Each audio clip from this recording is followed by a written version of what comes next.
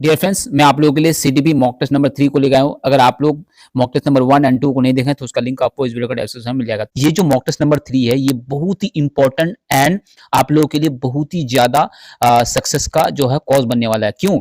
क्योंकि यहाँ पर मैं 2021 से लेकर 2024 तक जितने भी पीवाईक्यूज है जो बहुत ही ज्यादा रिपीटेड होते हैं उन क्वेश्चंस को यहाँ पर लिया हूँ और ईयर वाइज जो है यहाँ पर मेंशन कर दिया है। ठीक है, आप लोग देख सकते हैं हर क्वेश्चन के आगे जो है ये मेंशन कर दिया गया है कि किस साल में ये पूछा गया था। ठीक है, तो ये क्वेश्चन अगर आप लोग देखेंगे, ये सारे क्वेश्चंस को देखेंगे तो आप लोगों को आइडिया होगा कि किस तरह का क्वेश्चन सीटेट में पूछा जाता है। तो ये है सीडीपी मॉक टेस्ट नंबर 3। तो आप लोगों से मैं रिक्वेस्ट करूंगा मॉक टेस्ट नंबर 1 एंड 2 को जरूर देखें। अगर आप लोग पेपर 2 के हैं, पेपर 2 के एस्पिरेंट है, तो आप लोग एसएसटी के भी 2 मॉक टेस्ट ऑलरेडी बना दिया है, तो वो भी आप लोग जाके देख सकते हैं। और ये जो मॉक टेस्ट है सीडीपी के, ये पेपर 1 एंड 2 दोनों के लिए एलिजिबल है। ठीक है, तो आप लोग जाके देख सकते हैं। तो चलिए शुरू करते हैं क्वेश्चन नंबर 1 से। बहुत ही इंपॉर्टेंट है ये क्वेश्चन नंबर 1। देखिए जो 2022 और 23 को पूछा गया था, तो आप लोग देख सकते हैं।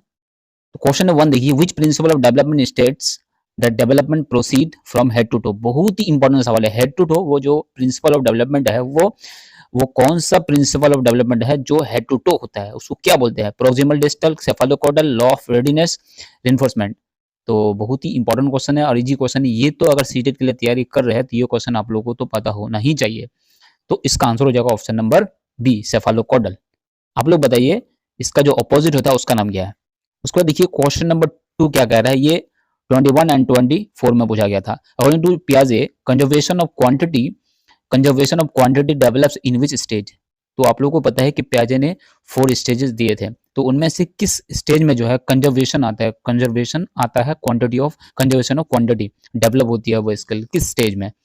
तो इसका आंसर हो जाएगा option number C, concrete operational. याद रखिएगा, सी फॉर कॉन्क्रीट। ठीक है, यहाँ पर कंजर्वेशन में सी है तो ये भी कॉन्क्रीट, सीरियसन भी इसी में आता है।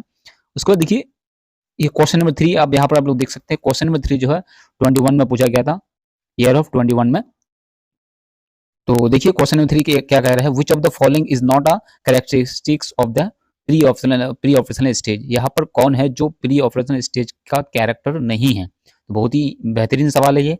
तो ये पिकुलर क्वेश्चन है, ये इस तरह क्वेश्चन पूछा जाता है जो कॉम्प्लेक्स वे में थोड़ा सोचना पड़ेगा, जो डीप लेवल पे है, अलग अलग थियरी से रिलेटेड, अलग अलग कॉन्सेप्ट से रिलेटेड वही क्वेश्चन पूछा जाता है। सरफेस लेवल वाला क्वेश्चन बहुत ही कम पूछा जाता है। ठीक है, तो क्वेश्चन नंबर 3 देखिए तो आप लोग देख सकते हैं क्वेश्चन नंबर 3। तो इसका आंसर हो जाएगा option number C, conservation. Conservation जो है ये प्री ऑपरेशनल का नहीं है, ये तो कॉन्क्रीट का है। अभी हम लोग देखें उसको। देखिए क्वेश्चन नंबर 4 क्या कह रहे हैं, सीटेट 2022 में पूछा गया था ये, which factor most strongly influences early childhood development. Early childhood development में बहुत ही ज्यादा स्ट्रांगली इन्फ्लुएंस करता है, क्या है वो? Pair group, school, family environment, media. तो बहुत इजी क्वेश्चन है, आप लोग अंडरस्टैंडिंग से दे सकते हैं।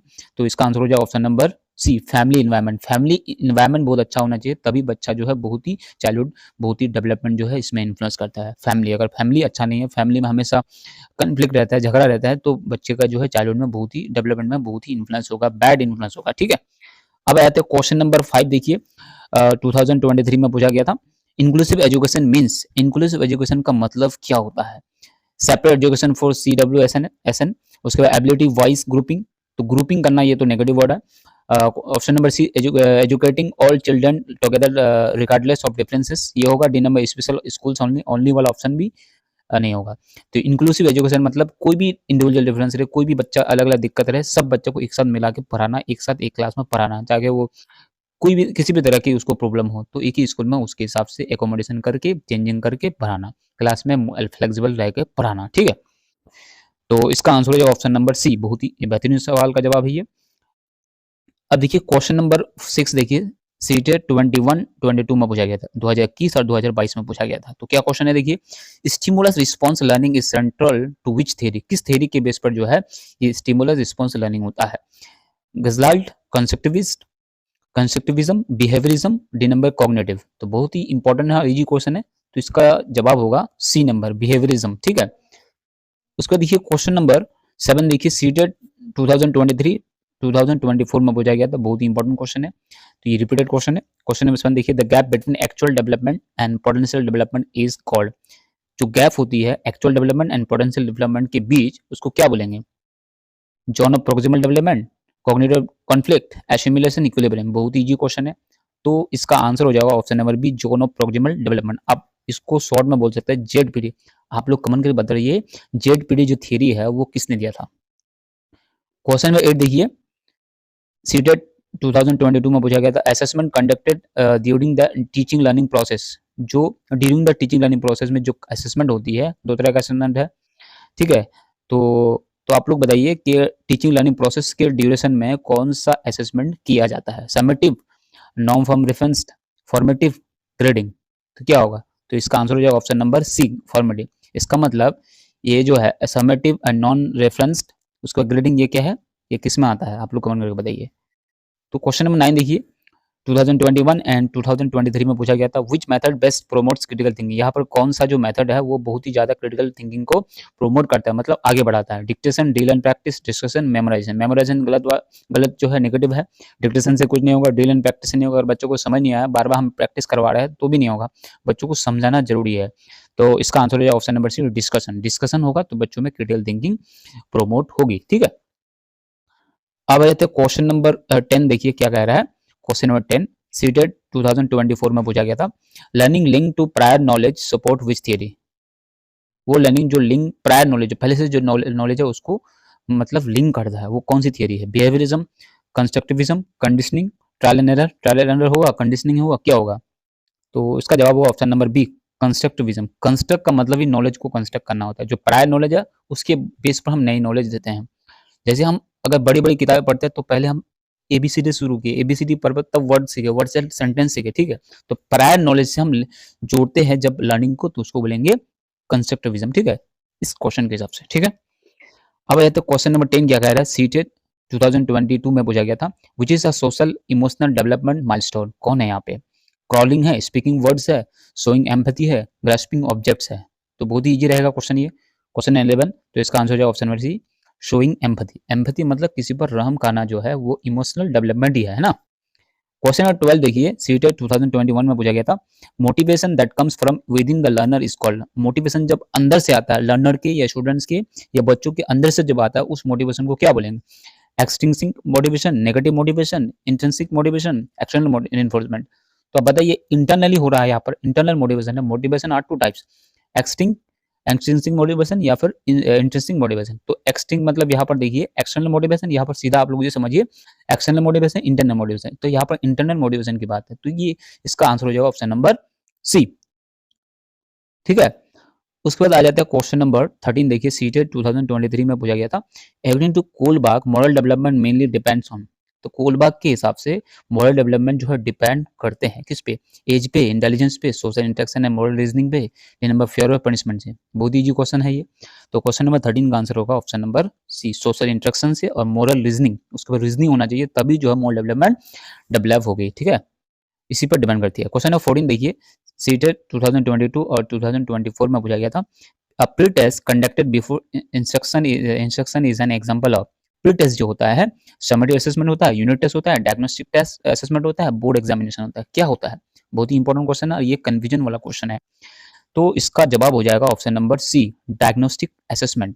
मतलब डायग्नोस्टिक असेसमेंट मतलब बिफोर इंस्ट्रक्शन जो है कुछ बताने से पहले हम उसको एक टेस्ट लेते हैं, जिसमें ये हम देख रहे हैं, ये जांच रहे हैं कि बच्चों में कमी कहाँ है सीखने में। तो उस कमी के हिसाब से हम उसको पढ़ाएंगे कि कहाँ पर कमी है, उस हिसाब से हम लर्निंग दें, उस लर्निंग को बोलेंगे रेमेडियल टीचिंग, ठीक है। मतलब डायग्नोस्टिक टेस्ट के बाद या फिर डायग्नोस्टिक असेसमेंट के बाद जो टीचिंग होती है उसको बोलेंगे रेमेडियल टीचिंग, जो कमी है उसको पूरा करना, ठीक है। तो इसका आंसर हो जाए option number C. Question number देखिए 15 क्या कह रहा है, सीटे 2021 में पूछा गया था, learning by insights was propose by. ये एक थ्योरी है लर्निंग बाय इनसाइट, जो देख करके होता है। स्किनर ने, थॉर्नडाइक ने, कोहलर ने, पैवलोव ने, किसने दिया था इस थ्योरी को। बहुत ही इंपॉर्टेंट क्वेश्चन है, तो इसका आंसर हो जाएगा ऑप्शन नंबर सी, कोहलर ने दिया था, ठीक है। अब देखिए ये पेपर 2 के लिए बहुत ही इंपॉर्टेंट है, तो ये दोनों क्वेश्चन जो पूछा जा सकता है पेपर 1 एंड 2 दोनों के लिए पूछा जा सकता है। तो आप देख सकते हैं 2023 में पूछा गया था पेपर 2 में, identity formation mainly occurs during. Identity formation जो होती है कब, अर्ली चाइल्डहुड में, लेट चाइल्डहुड में, एडोलेसेंस में, एडल्टहुड में। आप लोग समझ गए होंगे क्या आंसर होगा इसका। तो इसका आंसर हो जाएगा ऑप्शन नंबर सी, एडोलेसेंस में ही होगा। बच्चे इसमें इमोशनल इंटेलिजेंस डेवलप होती है, साइकोलॉजिकल डेवलपमेंट होती है, साइकोलॉजिकल डेवलपमेंट होता है बच्चों का माइंड। तो यहाँ पर देखिए, मतलब यहाँ पे जो है मैंने एक और एक इम्पोर्टेंट बात बताया नहीं आप लोगों को, वो ये है कि मैंने आप लोगों को हर वीडियो में बताया था कि जो भी एमसीक्यू में बता रहा हूँ, किसी भी मॉक टेस्ट एसएसटी या फिर सीडी भी, तो आप लोग क्या करना है, पहले क्वेश्चन को देखना है, उसके बाद आंसर को आप लोगों को देखना है, तो उसके बाद एक डिसाइड करना है कि आप लोग का आंसर क्या होगा, उसके बाद फिर मैं जो बताऊंगा उसके साथ मैच करना है।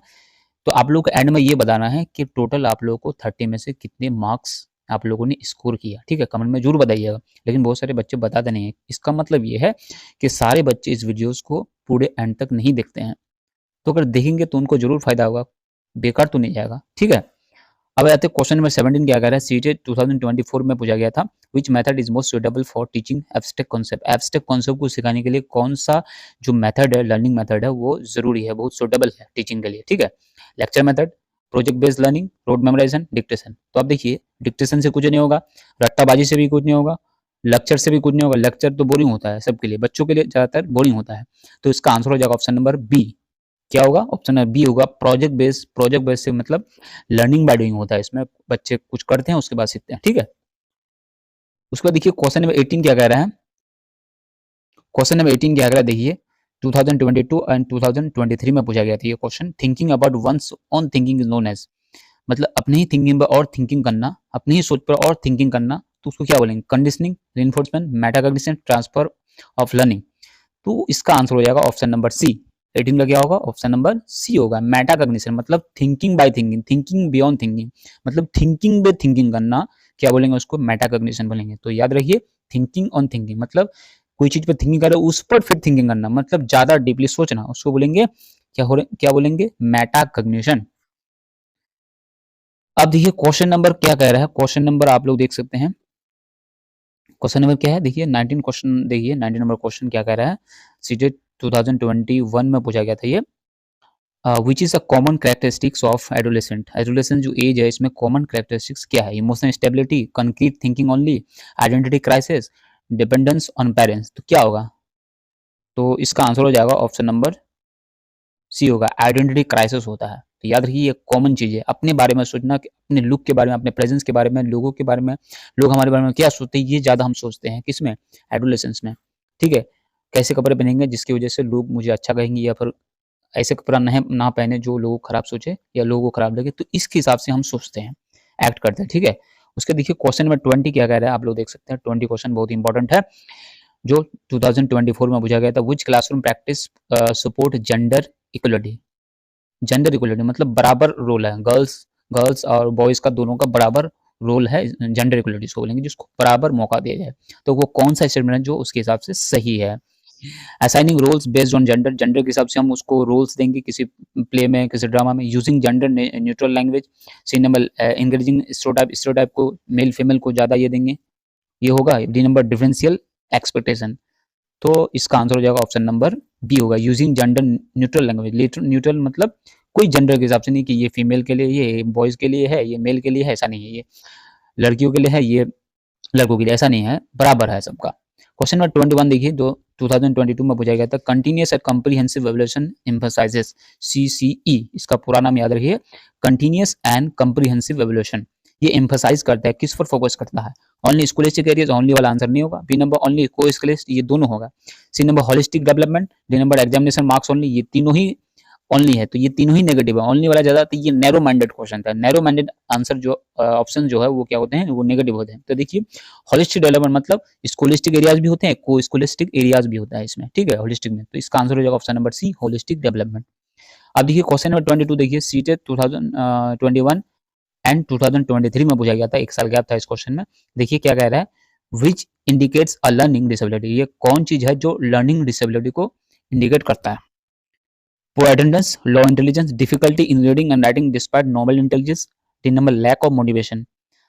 तो इसका आंसर हो जाएगा ऑप्शन नंबर सी, डिफिकल्टी, जो लर्निंग इंडिकेट यहाँ पर लर्निंग डिसेबिलिटी इंडिकेट करता है किससे, जिसको रीडिंग में प्रॉब्लम हो, राइटिंग में प्रॉब्लम हो, भले ही नॉर्मल इंटेलिजेंस है लेकिन तब भी उनको रीडिंग राइटिंग में प्रॉब्लम होता है, तो उसी को बोलेंगे, उसी वही यहाँ पर इंडिकेट करता है लर्निंग डिसेबिलिटी, ठीक है।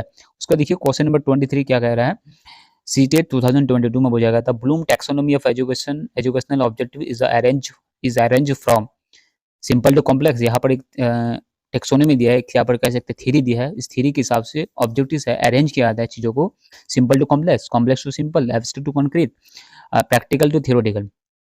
तो इसका आंसर हो जाएगा ऑप्शन नंबर ए होगा, सिंपल टू कॉम्प्लेक्स। सिंपल से हम कॉम्प्लेक्स की तरफ जाएंगे, ऐसा नहीं कि कॉम्प्लेक्स पहले पढ़ाएंगे सिंपल बाद में करेंगे, बच्चे तो डर जाएंगे, इससे नहीं होगा, पहले सिंपल चीज सिंपल से करेंगे कॉम्प्लेक्स की तरफ, ठीक है, सिंपल टू कॉम्प्लेक्स, ठीक है। अब आ जाते हैं क्वेश्चन नंबर 24, देखिए क्या कह रहा है 24, सीटेट 2024 में जो है ये क्वेश्चन पूछा गया था, which approach believes learners actively construct knowledge, कौन सा यहाँ पर जो है अप्रोच है, यहाँ पर थियरी है जो क्या करता है, बिलीव्स करते हैं कि लर्नर जो होते हैं, स्टूडेंट जो होते हैं, बच्चे जो होते हैं, एक्टिवली कंस्ट्रक्ट करते हैं नॉलेज को, क्या है, बिहेवियरिस्ट, कंस्ट्रक्टिविस्ट, ट्रेडिशनल, ऑथोरिटियन।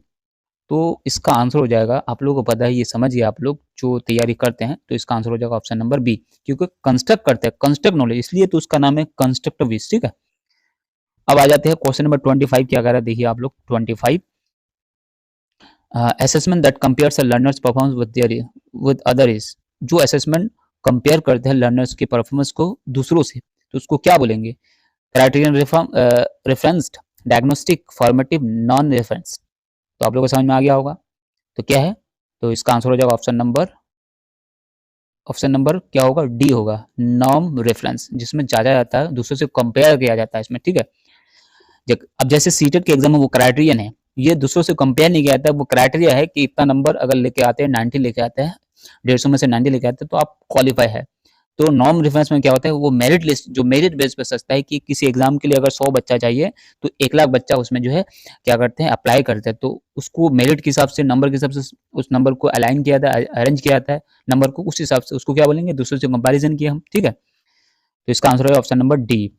अब देखिए क्वेश्चन नंबर 20, यहाँ पर देखिए 26 क्या कह रहा है, which teacher behaviour promotes a positive classroom climate, तो यहाँ पर कौन सा टीचर का बिहेवियर जो है वो ऐसा क्लासरूम क्लाइमेट तैयार करता है जो पॉजिटिव हो, ठीक है। फ्रीक्वेंट पनिशमेंट, जो थोड़ी देर बाद बच्चों को पनिशमेंट देता है छोटी छोटी बातों पे, वो है।